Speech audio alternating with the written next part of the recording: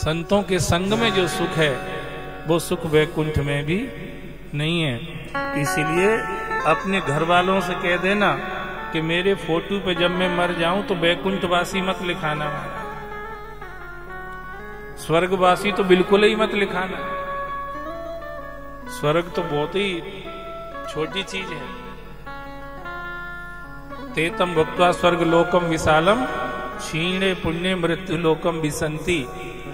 स्वर्ग से तो फिर इधर ही आ जाओगे नरक में, यही मृत्यु लोक में आ जाओगे। तो स्वर्ग तो बहुत बड़ी चीज नहीं, इसीलिए स्वर्गवासी तो लिखाने ही नहीं। पर अब कथा में आके बैठ गए हो तो वैकुंठवासी भी नहीं लिखाना, अब तो सत्संगवासी लिखा देना। सत्संगवासी, कथावासी, सत्संगवासी, भजनानंदी, ऐसा कुछ लिखाना महाराज।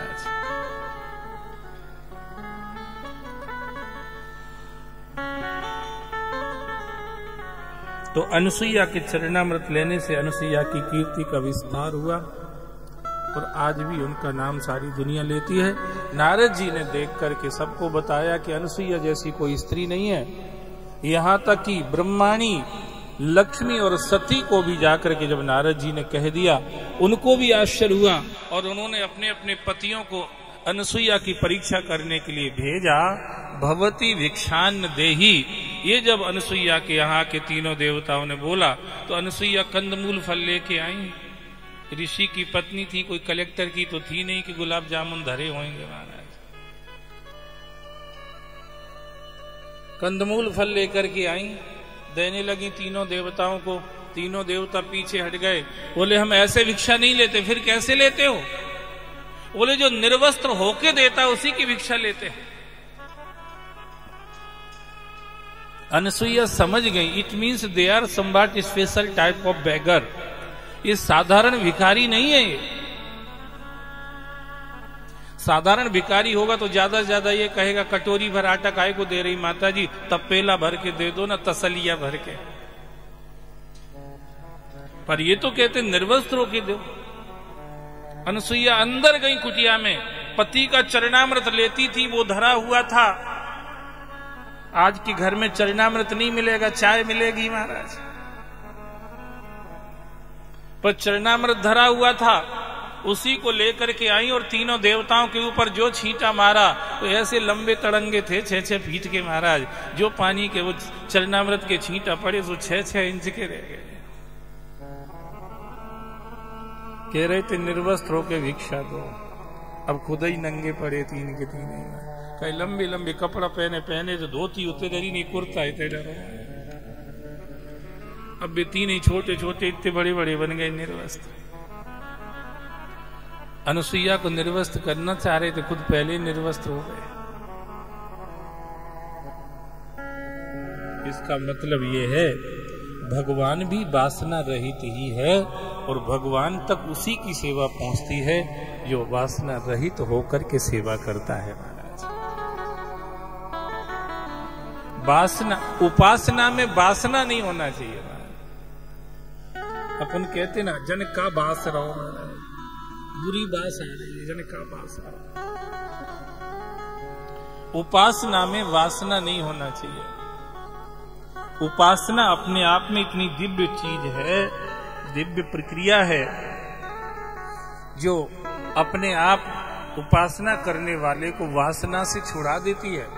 वासना रखो ही मत यार। तो तीनों देवता निर्वस्त्र हो गए। अनुसुईया ने जैसे ही देखा तो वचनबद्ध हो गई थी, इसलिए अनुसुईया ने भी वस्त्र उतार दिए।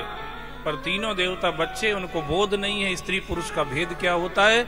अनुसुईया ने उठा लिया और उठा करके अपनी कुटिया के अंदर ले गई। देखा तीनों के पेट में चूहा कूद रहे भूखे,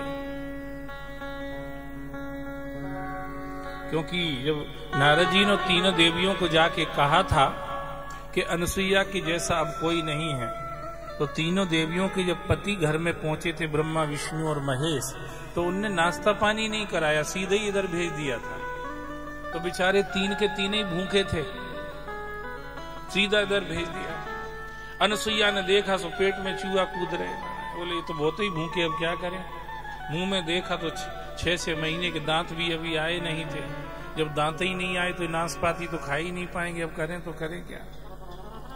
सो अनसुईया मैया की नजर पड़ी और अनसुईया के अंदर वात्सल्य भाव आ गया, और वात्सल्य भाव आते ही अनसुईया के स्तन से दूध की धार बहने लगी, और वही स्तन जो दिया अनसुईया ने इन तीनों देवताओं के मुंह में, तो ऐसा स्वाद आया, तीनों को आपस में काना फूसी करने लगे। सुनो, पत्नियों को बाहर में जान दो, मम्मी के पास ही रहेंगे अब तो। तीनों आपस में काना फूसी करने लगे। क्यों? अरे वहां तो 56 भोग में भी वो टेस्ट नहीं आता है जो माँ के दूध में आ रहा है। इसलिए काहे को जाएंगे वहां फालतू में। रोज लिस्ट का देती हैं कि पॉन्ड्स का पाउडर लाओ, नहीं लेकमे की क्रीम लाओ, नहीं ये लाओ, नहीं वो लाओ। रोज लिस्ट दे देती है, सामान लाओ, नहीं वो सामान। यहाँ कुछ लाने वाने की झंझट ही नहीं पड़े, चुपचाप खेल रहे, नहीं पी रहे दूध, आनंद चल रहा है महाराज। क्या करेंगे वहां जा करके। 6 महीना हो गए, बे नहीं गए। अब उधर पत्नियां भी, उनके घर में जब तक ईंट वो था, क्या कहते हैं, टीन में आटा था, नमक दाल हल्दी मिर्ची नम सब सामान था, वो सिंगारदानी का सामान था, तब तक उन्हें भी याद नहीं आई।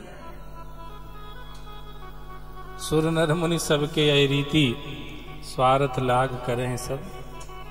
जिस दिन दुनिया का ये रहस्य तुम्हें समझ में आ जाएगा कि इस संसार में सच में तुम्हारा कोई नहीं है। तुम लड़ते तो रहते हो, पर तुम लड़के बदला लेने में फंसे रहते हो। ये हम इनको अपना मानते थे या इनको अपना मानती थी, पर ये तो हमारे साथ ऐसा करते हैं, अब तुम लड़ाई लड़ोगे। अरे ये रास्ता नहीं है भैया, लड़ने वड़ने के चक्कर में समय बर्बाद मत करो। तुम तो ये सत्संग में बैठ के समझ लो, इस संसार में तुम्हारा कोई